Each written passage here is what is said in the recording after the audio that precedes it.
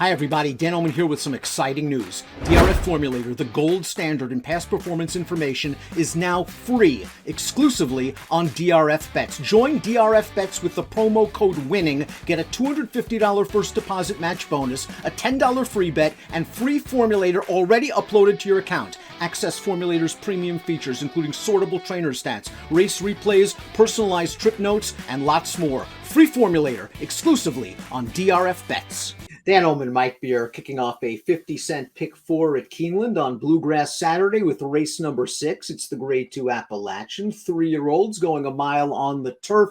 $400,000 is the purse. Let's see these fillies, because there's one that's going to be tough to catch and tough to beat as we take a peek at the field, and that's the number 3, Spenderella. 7-5 for Graham Motion in Gainesway Stable. This horse is 2 for 2 in her career, and she is fast from the stalls. Yeah, hard to find the flaw in those first 2 starts, Dan. Both wins, a couple of solid figures for those wins, a Grade 3 victory last time, and she just looks like the main speed in this race once again. Let's throw up the Timeform US Pace Projector. They have Spenderella up front. She'll be tough to catch. Her uncoupled stablemate, the 7, Orica, has tactical speed. She's coming in off of a graded stakes win sprinting at Santa Anita. But Spenderella, if she breaks, she's going to make the lead. It'll be interesting to see if they can slow her down early. Yeah, it'll be interesting to see if they can, slow her down a little bit. It'll also be interesting to see if anybody just sort of takes a shot at her early, Dan. Once she, got control in that Here Comes the Bride last time, they just sort of backed away and let her control the pace, and they were never going to catch her after that. Number 1 in here is going to hope that someone does go after Spenderella early. That's Glen Owl coming in from Southern California off a maiden win for Richard Baltus. Now, she made her first 6 starts sprinting, 4 of them overseas. She finally got a chance to stretch her legs around 2 turns in the race we'll show you right now, and I think she benefited from a fast pace. She swings widest turning into the stretch. She's got a lot of work to do at the 3/16 pole, but this pace horse is paying the price from her early efforts. Yeah, that 4 on the lead there went a pretty quick pace and opened a clear lead. The whole field's getting to her late in the game here, Dan, but it's Glenall who has the best finish. I like the run that she put in through the stretch here. Obviously, it's a bit of a blanket. Closers probably had the best of it there, but I still like the finish she put in from the top of the stretch. Lasix off, of course, here in this graded stakes race at Keeneland. She raced with Lasix in her 3 prior North American starts. An Agent Mistake also ships in for Southern California for trainer Doug O'Neill. Let's watch her last start, the China Doll. It was only her second lifetime start. It was her first race against winners. She stretched out from 6 furlongs to a mile, and she ran okay in this race. I thought she had to try to make an early move. I thought, Mike, she's now in between horses, and she's going to run on for second. All in all, a good performance, and she's so lightly raced that you could project improvement. Yeah, exactly. I mean, she might have been even better off in this race, Dan, going with an earlier move, because they thought it looked like they were going to do that, then they didn't, and the winner actually moved up from last and went past her around the second turn. Yep. And then an Agent Mistake just couldn't run her down at the end. I thought all in all, it was a pretty good performance. I really, really liked her career debut. I know it was for maiden 50. It was a really impressive win. I wound up betting her last time in the China Doll, and I thought she ran fine in that race. I don't think I'm going to bet her back again, but I won't be surprised if she takes another step forward. Spenderella, 2 for 2 in her career for Graham Motion. We're going to watch her most recent start, the Here Comes the Bride. She set some legitimate fractions in this race.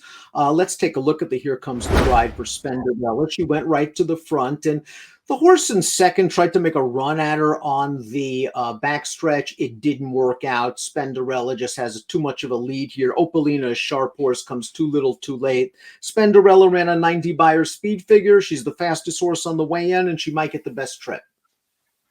Yeah, I mean, she's just way the horse to beat in here. Been really, really impressive in her first 2 starts, Dan, and she's just not going to be compromised by the way this race is run, unless somebody, takes the lead away from her and she can't cope with that. But I'd be surprised if that was the case based on her debut. I don't know. I just think she's way the horse to beat in here. The 4 is Dolce Zell, represented by Chad Brown. This one won her North American debut in the Grade 3 Florida Oaks last time out at Tampa Bay. Let's watch that effort for Dolce Zell. It wasn't the strongest field in the world, but I like the way she finished it off.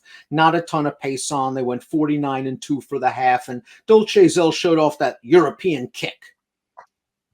Yeah, she got a great trip in this race, sitting right in behind. The horse on the lead is actually her stablemate, Spicer. That horse went to the front. Dolcezel sat right behind her. They're going to throw it down a little bit through the stretch here, Dan, but Dolcezel always has the advantage. I thought she ran well in there. I liked her maiden win in France last October as well. I thought she ran really well that day. I think she has a lot of potential, and she's a pretty dangerous horse for the favorite to have to deal with.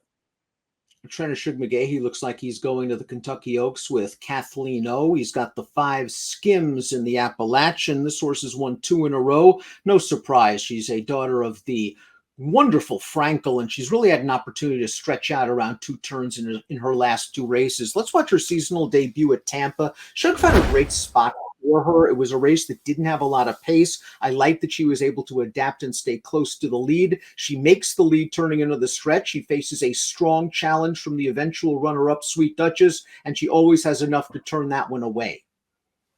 Yeah, she ran well in here too, I thought. Just it didn't look like she wanted to even be that close to the pace, Dan. A little bit hard to settle in the early stages.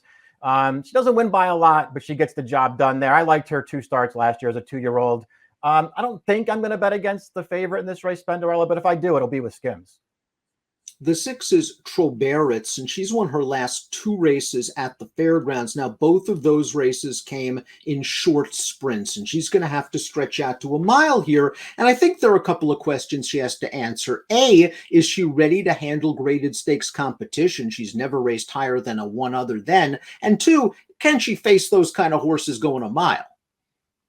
Yeah, those are both pretty serious questions. I mean, she's run okay at a mile a couple times on the turf. She didn't win either of those races, but they weren't, terrible performances. So I'd worry more about the step up in class than I would about the distance.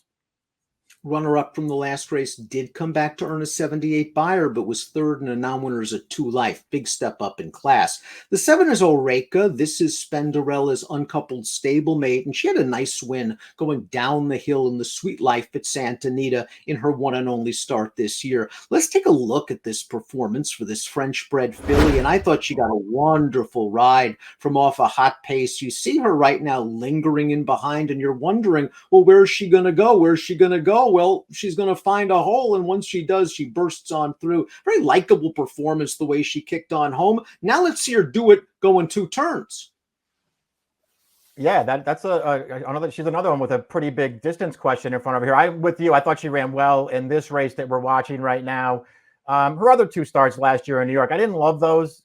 In particular, the Chelsea Flower. The one time they went long with her, Dan, got a clean trip in that race. There was a solid pace in front of her, and she just really didn't do that much. Knees and hips did okay on occasion last year on the turf for Tom Amos. She's only raced once in 2022. She caught a wet turf course in the Lacombe Memorial, and better yet for her, she caught a race where it looked like there was at least a little bit of hitting up front, Mike. She got up late to win at 7-1. Maybe she'll get another fast pace. I kind of need to see her do it again, but the price will be right for Top Connections. Exactly. If you like her, you're going to get the right price on her. I'm with you. I thought she sort of took advantage last time, Dan. And then even in those, last couple of starts at the end of last year, they were both races that set up great for closers. Let's take a look at our top picks for this race. I respect horses like Spenderella. I respect horses like Dolcezel. I have to admit, though, I want to look for a little bit of a price. Glenal did kick home nicely her first time going 2 turns. She's bound to be a big price on the tote. I'll give her a little bit of a look. Spenderella, though, is the horse I would also use heavily in the pick 4. I was also intrigued by your top pick, Dan. I put her 3rd. At the end of the day, I'm just going to chalk it out, and I put the 3 on top.